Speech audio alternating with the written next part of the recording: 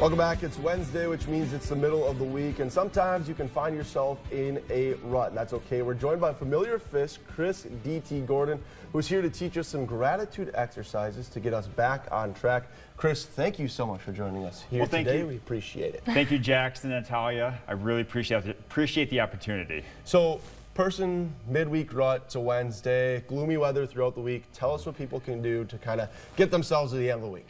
Well, you know, when we are in a servant role, be it a parent, a teacher, a newscaster, we find ourselves being inundated by questions and by other people's problems. And it gets to be somewhat daunting.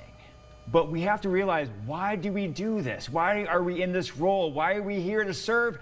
And it's B-CUS. It's a four-step process. The B stands for breathe deeply. When we are in those situations where we're inundated with stress, we tend to breathe sharply, you know, those short in and out breaths.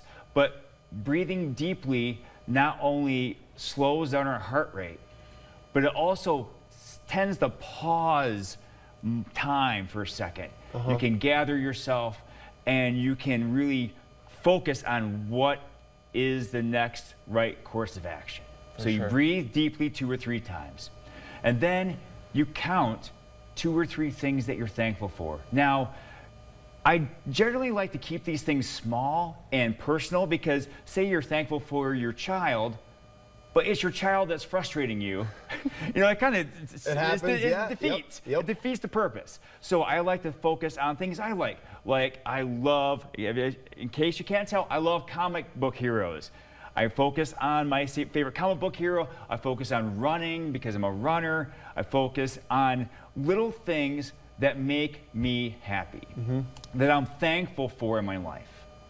And so that's the C. And then the U is you think about understanding the person's immediate issue.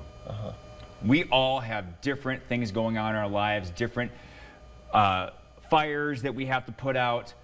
But if you could focus on that person's immediate issue, that will help narrow your vision so you can then go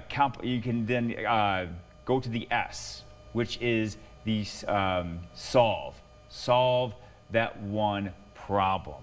And by solving that one issue, you can get the ball rolling. You can't take care of everything in that short amount of time, but if you can solve that one issue, help them take care of that one problem, it will hopefully get them moving on their own so they can take care of it themselves, or you can at least move the ball forward so you can move toward that solution. Let me ask you, waking up every morning and writing 5 things you're grateful for, or just kind of remembering those, what impact does that have on your life? Well, it helps center yourself because when you are focused on the negative, it affects your mindset. And then that affects your actions. But if you think on the positive, again, little things really make a big difference. So focus on the little parts of your life that make you happy, that serve you. Like for example, look at a keyboard. How many little things can we be thankful for right on a keyboard? You ever try typing an email without the letter E? It's kind of tough. So focusing on the little things in your life can really bring that positive mindset, and then you can take positive action. Love that, Chris. Super cool. So if somebody wanted to reach out to you and learn other ways to be grateful for the things in their life, how can they do that? Well, they can go to chrisdtgordon.com. They can look me up on Google. They can also search on at chrisdtgordon.com. That's a great place to for us to connect, and so we can start a conversation. Awesome. Well, thank you so much, Chris. We really appreciate it. Thank you. Appreciate it. Still to come on Kato.